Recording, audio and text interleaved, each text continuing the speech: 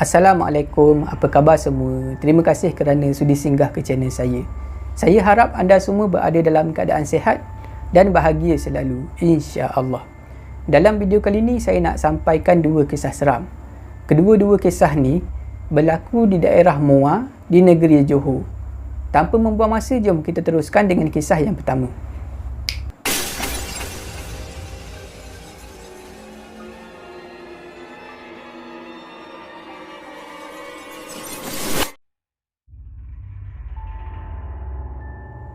Kisah pertama berlaku pada musim cuti sekolah tahun 1997.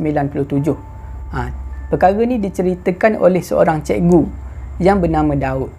Daud tinggal dan mengajar di Kuala Lumpur. Dia dah berkeluarga lah. Ada seorang isteri dan juga seorang anak. Bila sebut cikgu ni, lepas tu musim cuti sekolah, kita faham lah. Pelajar-pelajar sekolah cuti, cikgu pun dapat cuti.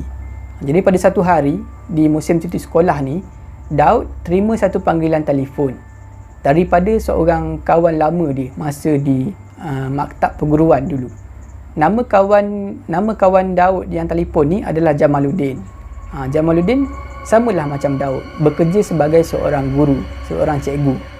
Dia dah berkeluarga, dah ada isteri dan juga anak. Tinggal dan mengajar di daerah Muar, Johor. Jadi apa tujuan Jamaluddin telefon Daud pada masa tu? Jamaluddin telefon sebab nak pelawa Daud untuk menginap dekat rumah dia, berjalan-jalan di sekitar Muar. Lagipun Jamaluddin cakap kawan dia orang yang nama Khairul, masa di maktab perguruan dulu, tiga orang ni memang kawan baik lah, Daud, Jamaluddin dan juga Khairul. Katanya Jamaluddin, Khairul baru saja berpindah ke Muar daripada Kuala Lumpur, baru seminggu berpindah. Dan rumah Khairul dengan rumah Jamaluddin dekat Muar tu dekat aja, 6 km je. Cumanya Khairul menyewa di kawasan kampung. Dia menyewa rumah kampung sebab dia masih lagi bujang lah. Masa tu Khairul belum lagi kahwin. Bila Daud dengar apa yang Jamaluddin cakap, dia rasa seronok lah, dan dia terus terima pelawaan tu. Dan dia berpakat dengan Jamaluddin. Daud nak stay dekat rumah Jamaluddin selama 6 hari. 6 hari 5 malam. Dipendekkan cerita, Daud satu family pun bergeraklah menuju ke Muar. Pada hari pertama dan juga hari kedua dia orang berada di Muar, Jamaluddin bawa dia orang berjalan di sekitar Muar dan juga Batu Pahat.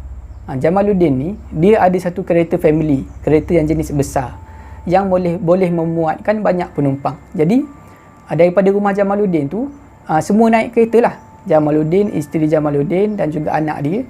Lepas tu Daud satu family naik dalam kereta family tu dan bergerak ke rumah Khairul. 6 km dekat je kan. Pergi, lepas tu ambil Khairul pula. Lepas tu barulah dia orang pergi berjalan-jalan. Berjalan-jalan sekitar Muar dan juga Batu Pahat. Berjalan-jalan, makan-makan macam tu lah. Daud satu family ni memang seronok. Samalah macam Khairul. Khairul ni lagilah. Sebab dia sekarang ni dah duduk di Muar. Tapi baru seminggu, jadi tak kenal lagi jalan-jalan dan juga kedai-kedai makan, tempat-tempat lokasi menarik lah di Muar. Bila Jamaluddin bawa berjalan macam tu, dia rasa seronok lah. Hari pertama dan juga hari kedua tak ada perkara mistik berlaku. Perkara mistik berlaku pada hari yang ketiga. Pada hari ketiga, Jamaluddin macam biasalah nak bawa lah Daud satu family dan juga Khairul ni berjalan-jalan macam malam sebelumnya. Pada malam ketiga ni, Jamaluddin bercadang nak bawa dia orang ni ke satu gerai. Gerai di tebing Sungai Muar. Gerai makan tu sangat famous dengan masakan mi bandung. Mi bandung dekat gerai tu memang sangat terkenal, sebab rasa dia sangat sedap. Jadi pada malam tu macam malam yang sebelum ni lah, daripada rumah Jamaluddin semua orang bersiap dan mula bergerak ke rumah si Khairul ni di kawasan kampung. Bila sampai dekat rumah Khairul ni, dia orang tak masuk ke laman rumah. Parking kereta cuma di luar je, di luar pagar, di tepi pagar. Dah sampai tu Jamaluddin pun bunyikan horn kereta, nak menandakan dia orang ni dah sampai lah, nak bagi tahu dekat Khairul. Khairul pun pergilah dekat pintu depan, buka pintu. Lepas tu dia bagi isyarat lah, tunggu sekejap, aku nak pergi tandas sekejap. Lepas tu Khairul pun pergilah tandas dan dia biar je pintu depan tu terbuka. Pada masa tu Daud duduk di kerusi belakang, dan dia dapat tengok lah apa yang ada dekat ruang tamu rumah si Khairul ni. Rumah bujang macam biasalah, tak ada apa-apa pun, ada sofa macam tu je lah. Dan pada masa tu Daud nampak dekat atas sofa dekat ruang tamu Khairul ni Ada seorang wanita tua sedang duduk di atas sofa. Wanita tua tu tubuh dia sangat kurus. Dia memakai baju kurung yang berwarna coklat. Coklat kekuning-kuningan. Dan dia pakai kain batik yang berwarna merah. Lepas tu rambut dia disanggul belakang. Bila Daud nampak macam tu, Daud bercakaplah dengan Jamaluddin. Daud duduk di kerusi belakang. Jamaluddin memandu kereta, duduk di kerusi pemandu. Dia bagi tahu Jamaluddin, tengoklah si Khairi ni, mak dia ada kat rumah pun dia tak bagi tahu kita. Tu nak ikut kita, nak tinggalkan mak dia seorang-seorang dekat rumah. Daud mula membebel. Jamaluddin bila dengar Daud ni membebel macam tu, dia tanyalah, mak Khairul mana? Lepas tu Daud pun tunjuklah tu dekat ruang tamu. Tapi bila dia tunjuk, dia tengok balik dekat ruang tamu, wanita tua tadi yang dia nampak duduk dekat sofa tu dah tak ada. Tak lama lepas tu Khairul pun keluar daripada rumah. Keluar daripada rumah dan tutup pintu. Khairul pun masuk dalam kereta. Bila Khairul dah masuk, dah duduk dalam kereta, Daud pun tanya Khairul, mak engkau ada kat rumah ke? Lepas tu Khairul pun cakap lah, mak aku ada kat kampung. Kenapa? Bila Khairul dah cakap macam tu, Daud rasa terkejut lah. Daud pun cakap lah dekat si Khairul ni, habis tu perempuan tua yang aku nampak tadi dekat sofa engkau tu siapa? Khairul pun cakap dekat Daud ni, perempuan tua, kau ni biar betul. Aku baru seminggu duduk kat sini. Housemate aku pun tak ada lagi. Daud dah mula rasa seram sejuk pada masa tu. Diorang semua pun pergilah dekat gerai tebing sungai tu, dekat Muar. Makan-makan, dah siap semua. Diorang balik. Balik tu dah lebih kurang pukul 11 suku. Hantarlah si Khairul ni. Dipendekkan cerita, sampailah hari Ahad, hari yang ke-6. Daud dan juga keluarga dia dah bersiap-siap nak balik lah pada pagi tu. Sedang Daud berkemas tu dalam rumah si Jamaluddin ni, tiba-tiba Khairul sampai. Khairul datang dekat rumah Jamaluddin. Dia datang dan bercakap dengan Daud dalam keadaan muka yang macam cemas lah. Jadi Daud tanyalah si Khairul ni, ada apa? Masa tu Khairul pun tanya Daud, malam tu, malam hari Ahad kita pergi makan mi bandung tu, kau kata kau ada nampak perempuan tua, wanita tua duduk dekat sofa dalam rumah aku tu kan, rumah sewa aku. Daud pun jawablah, memang aku nampak malam tu. Kenapa? Khairul pun tanya lagi, macam mana rupa dia? Dia pakai apa? Daud pun ceritalah apa yang dia nampak. Dia cakaplah, wanita tua tu mungkin dah berusia sekitar 60 tahun. Tubuh dia kurus, dia pakai baju kurung warna coklat, kain batik warna merah. Dia cerita semualah, rambut sanggul semua. Tapi Daud cakap dia cuma nampak muka wanita tua tu daripada arah sisi saja. Sebab wanita tua tu memandang ke arah lain. Lepas dah bagi tahu semua yang dia nampak tu, Daud ni tanyalah Khairul ni, kenapa kau tanya aku macam tu? Lepas tu Daud ni ceritalah, sebenarnya pada hari Isnin, diorang semua keluar makan mi bandung tu pada hari Ahad. Keesokan harinya, si Khairul ni keluar makan dengan member dia. Member dia datang dekat rumah, jemput dia. Lepas dah siap makan tu, malam tu baliklah semula. Masa member dia hantar dia masuk ke laman rumah tu, masa dia buka pintu, member dia ni tegur, mak engkau ada datang ke? Lepas tu si Khairul ni rasa pelik lah. Dia cakap lah dekat member dia ni, mak aku seorang-seorang je dekat rumah sekarang ni. Lepas tu member dia ni yang baru hantar dia ni tanya, habis tu perempuan tua yang aku nampak tadi siapa? Bila member dia cakap macam tu, Khairul terus teringat apa yang Daud cakap pada malam Ahad tu. Keesokan harinya, Khairul mula bertanya kepada jiran-jiran berhampiran dengan rumah dia. Tanya pasal sejarah rumah sewa tu lah. Siapa pemilik sebelum tu, ada tak kejadian-kejadian mistik yang berlaku dekat situ. Dan pada masa tu lah, Khairul dapat tahu daripada jiran-jiran dia, memang di rumah sewa tu, penyewa sebelum ni, boleh kata hampir keseluruhan, kesemua penyewa yang pernah menyewa di rumah tu, pernah nampak kelibat wanita tua dalam rumah. Dan jiran-jiran tu tahu siapa sebenarnya jelmaan tu. Di rumah tu dulu sebenarnya ada seorang wanita tua tinggal. Wanita tua tu tinggal bersama dengan anak dia, anak tunggal dia. Nama pemilik asal rumah tu adalah Mak Long Jah. Dikenali sebagai Mak Long Jah. Mak Long Jah ni dia ada seorang anak lelaki, anak tunggal dia. Daripada muda lagi, Mak Long Jah ni memang dah ada masalah keluarga lah. Suami dia main kayu tiga, ada perempuan lain. Sedangkan pada masa tu anak dia masih lagi kecil. Daripada muda, Mak Long Jah ni memang menyara anak dia seorang diri. Macam-macam kerja lah dia buat. Dia pergi kemas rumah jiran, dia pergi jual sayur, lepas tu dia ambil upah menoreh getah. Macam tu lah. Dia bekerja keras membesarkan anak dia.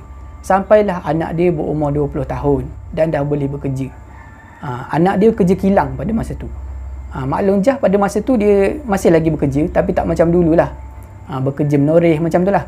Pada satu hari, anak tunggal Mak Long Jah ni yang berumur 20 tahun pada masa tu, awal 20-an, dalam perjalanan nak pergi kerja kilang tu, terlibat dalam satu kemalangan jalan raya.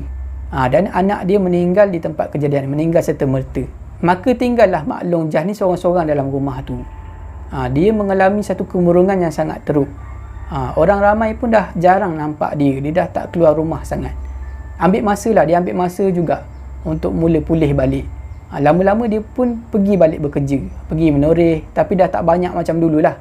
Hampir setiap hari Mak Long Jah akan berjalan kaki pergi ke kubur anak dia. Jarak kubur dengan rumah Mak Long Jah ni hanya setengah kilometer saja, 500 meter macam tu. Dan kubur tu berada di kawasan belakang masjid. Pada satu hari, ada seorang penduduk kampung terjumpa Mak Jah terbaring dalam kebun getah. Dan masa penduduk kampung tu jumpa dia, Mak Jah dah dalam keadaan tak ada nyawa, dah tak bernyawa lagi. Tak tahulah kenapa Mak Jah meninggal dekat dalam kebun getah tu. Mungkin kena heart attack ke, kena serangan jantung ke, tak tahulah. Tapi masa orang jumpa dia tu, dia pakai baju kurung yang berwarna coklat ke kuning-kuningan. Dia pakai kain batik berwarna merah. Dan rambut dia tu sanggul kemas masa tu. Perkara ni dah berlaku lebih 10 tahun yang lepas. Maknanya pada tahun 1987 lah. Sebab cerita ni berlaku 1997. 10 tahun lepas, maknanya tahun 87 lah arwah Mak Long Jah tu meninggal. Lebih kurang 2 minggu lepas tu, Daud dapat panggilan daripada Khairul. Khairul pun bagi tahu dia dah keluar daripada rumah tu, tak menyewa dah dekat rumah tu. Dia pergi menyewa dekat rumah lain pula. Katanya Khairul dah 2 kali ternampak arwah Mak Long Jah dalam rumah tu, dan dia dah tak tahan, tak sanggup. Kisah kedua ni diceritakan oleh Wani. Masa Wani bercerita kisah ni, dia dah berumur 20 tahun lebih. Perkara ni dah lama berlaku pada tahun 2009. Pada masa tu Wani baru berusia 10 tahun. Wani dan juga keluarga dia tinggal di Singapura. Jarang-jarang sekali Wani dan juga keluarga dia akan balik ke Johor, sebab kampung dia memang dekat Johor. Tak pastilah kampung mak dia ataupun ayah dia. Dan bila dia orang balik ke Johor, dia orang akan pergi ke rumah nenek dan juga atuk Wani lah. Dekat Johor tu ada ramai saudara mara Wani. Ada sepupu-sepupu dia, pakcik, makcik dia semua duduk kat Johor. Pada satu hari, masa tu dia orang semua ada di kampung, ada di Johor. Jumpalah dengan pak saudara dan juga mak saudara Wani. Termasuklah dengan sepupu Wani. Sepupu Wani ni umur 8 tahun. Nama dia Rita. Hari tu sepatutnya Wani balik bersama dengan keluarga dia ke Singapura. Tapi Rita ni pujuk Wani untuk tinggal bersama-sama dengan dia lagi 2-3 hari. Jadi disebabkan rasa kesian, mak ayah Wani izinkanlah Wani ni tinggal dengan Rita di rumah pak saudara dia. Wani pun rasa seronok lah bila mak ayah dia bagi kebenaran macam tu. Sebab selama ni kalau balik, mesti balik ke rumah atuk dan juga nenek. Tak pernah lagi dia tinggal, dia bermalam di rumah Rita ni, rumah sepupu dia. Dipendekkan cerita, mak ayah Wani pun baliklah ke Singapura. Dia bagi Wani ni tinggal dekat rumah Rita ni selama 3 hari. 3 hari 2 malam.